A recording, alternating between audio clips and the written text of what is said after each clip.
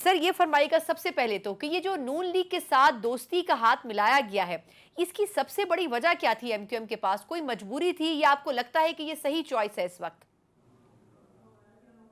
नहीं, 15 सालों से यहाँ पर पीपल्स पार्टी की हुक्मरानी है। वो जो उन्होंने शहर का शहर कर दिया है, शहर आज दुनिया के 4 बदतरीन रहने वाले इंसानों की जगह में शामिल है। फिर उनका जो एटीट्यूड है वो कब्ज़ा करने वाला है। वो दिलों को जीतना नहीं चाहते काम करके, वो इलेक्शन लड़ना नहीं चाहते, इलेक्शन ख़रीदना चाहते हैं। इतने पैसे कमा लिए हैं, 22,000 अरब रुपए से इनको मिले हैं 15 सालों में, और 22,000 अरब रुपए डेफिनेटली लगे, 22 अरब भी नहीं लगे।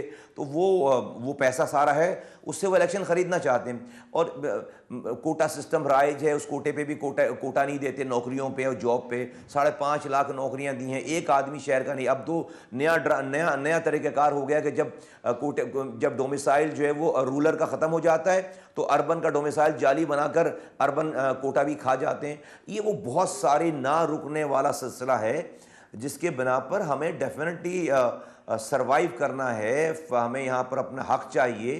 तो जो भी पाकिस्तान में सियासी क़ुव्वतें हैं जो हमारे मौक़िफ़ की तायद करेंगी, ये करती हैं, करेंगे और कर रही हैं, उनके साथ हम हाथ मिलाएंगे और ताकि जुल्म से जो है छुटकारा हासिल किया जा सके। नहीं, लेकिन सिंपल। सर इस मर्तबा नून लीग के सामने एजेंडा क्या रखा है एमक्यूएम ने कि हम किस सूरत में अगर इख्तिदार में आते हैं तो फिर किस सूरत पे आएंगे?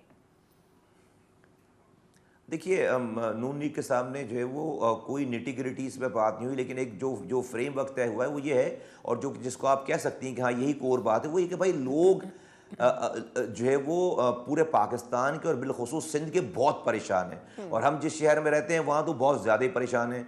पीने का साफ़ पानी आता नहीं है घर पे, सीवरेज का पानी घर से बाहर जाता नहीं है। हमें ये पीपल्स पार्टी के हुक्मरान की दौर में हमारा ही पानी चोरी करके नलकों से, नालियों से हमें ही बेचते हैं अरबों रुपए, और हम कुछ नहीं कर सकते। ऐसे ही है। तो हमें लोगों को निकालना है इस मसाइल से, और ये शायद हम सब के पास ये आखिरी मौका, ये है कोर पॉइंट कि हमें लोगों को इन मसाइल से निकालना है, और हम सब के पास ये आखिरी मौका है। उसके लिए कॉस्मेटिक्स की नहीं, कॉन्क्रीट की ज़रूरत। और वो कॉन्क्रीट क्या है?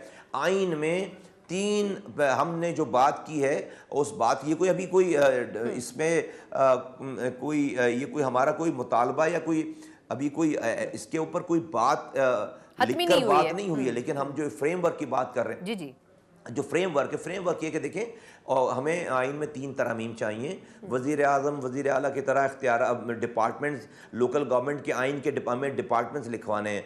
NFC अवार्ड की तरह PFC अवार्ड आइन में लिखवाना है।